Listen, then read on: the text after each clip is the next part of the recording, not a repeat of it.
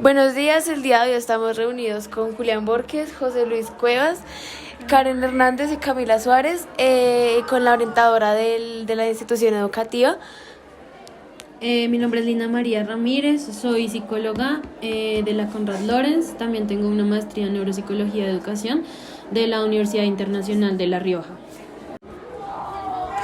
La primera pregunta sería, ¿cuáles son los enfoques terapéuticos más efectivos para tratar las fobias? El enfoque terapéutico que más ayuda con la eliminación de fobias la mejora en los síntomas de la fobia es el experimental, porque este nos va a permitir controlar, manipular variables para poder disminuir los efectos en el comportamiento de los pacientes. Entonces, no solo es poder aplicar la terapia, sino observar la efectividad.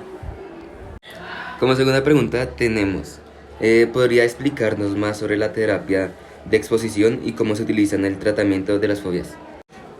Cuando nosotros hablamos de terapia de exposición, primero tenemos que preparar al paciente con estrategias que le permitan disminuir primero sus pensamientos intrusivos frente a la fobia o el objeto de la fobia y que pueda poder regular sus emociones.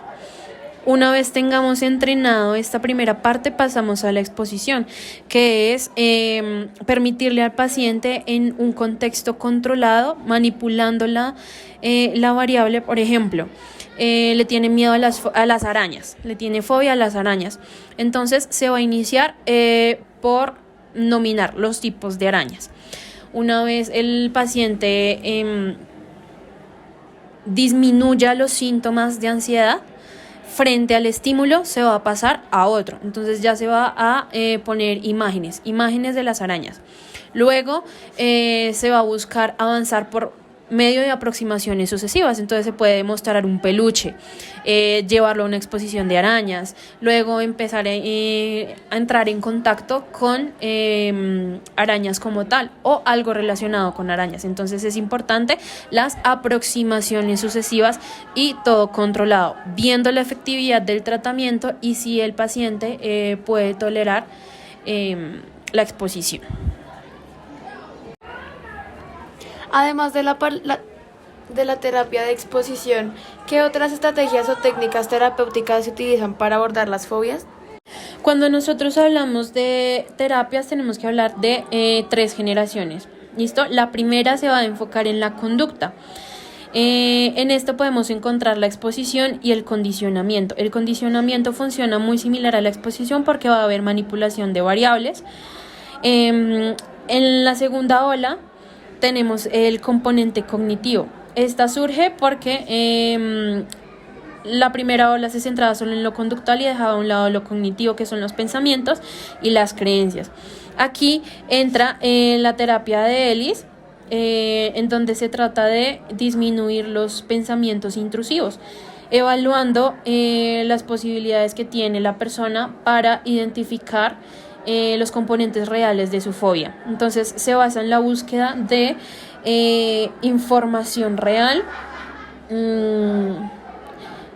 influencia del pensamiento que está teniendo y la utilidad que éste tiene. O sea, si realmente me sirve tener ese pensamiento o si está siendo disfuncional para mí, para mi vida o para mi diversidad de contextos. Por otro lado tenemos las autoinstrucciones. Y por último tenemos las terapias de tercera generación, que son el mindfulness, que son la atención plena, las terapias de aceptación y compromiso, que es aceptar la realidad en la que yo estoy, aceptar la fobia que yo tengo, aceptar las emociones y los pensamientos que tengo y comprometerme para que haya un cambio efectivo. Por otra parte tenemos las terapias de DBT, que es muy similar a las terapias de autoinstrucciones y de difusión cognitiva, pero estas van más enfocadas no tanto a lo que a lo que dice, o sea, a lo que se dice, al lenguaje que se utiliza, sino enfocado a la forma en la que se aplica la terapia. Entonces se compone por terapias individuales y terapias grupales. Como cuarta pregunta tenemos, ¿cómo se adapta el enfoque terapéutico según el tipo de fobia y las necesidades individuales del paciente?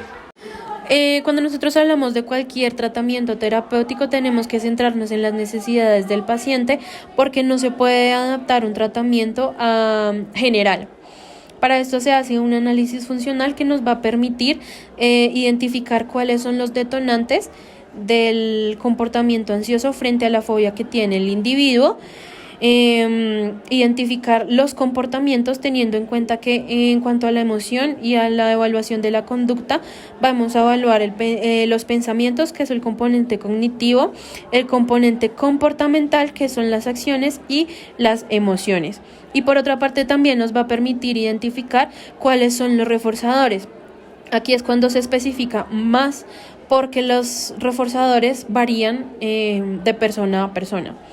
Y esto nos va a poder ayudar para poder no solo que haya una efectividad temporal en el tratamiento, sino que este se pueda mantener en el tiempo y no haya recaídas. ¿Qué papel juegan las técnicas de relajación y manejo del estrés en el tratamiento de las fobias?